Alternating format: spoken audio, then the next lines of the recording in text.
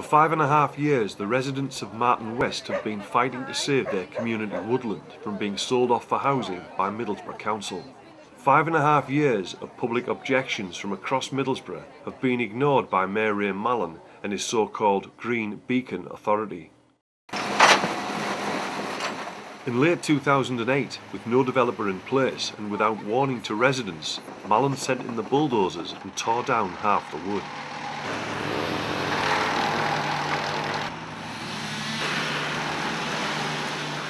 Mass condemnation followed in the local press, and the campaign gained the support of Lord Bates, who hosted a presentation at Westminster. Today the council remains intent on seeing the end of Longridge Wood, and the residents remain fully committed to saving it.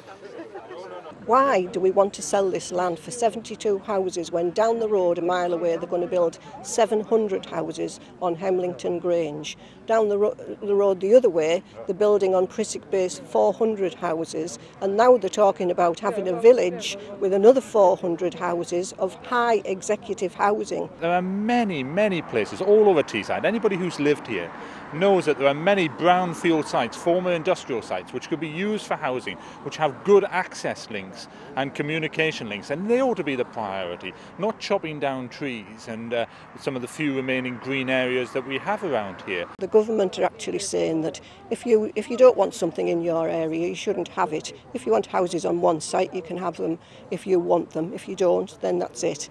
Well, we certainly don't want houses on this site. We've been fighting now for 5.5 years, and that is showing determination that we actually do not want houses on this land.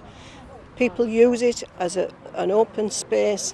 It is right opposite a children's school, a primary school, and there's now going to be a crossing right from the primary school across to this woodland. Would it be just an absolutely wonderful space for the children to use as an outdoor classroom?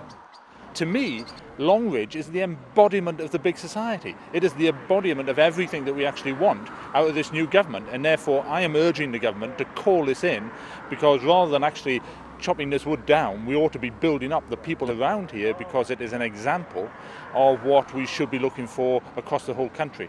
And the very fact that we're still here 5 years after the campaign started and there's still some of the woods left shows that there is hope.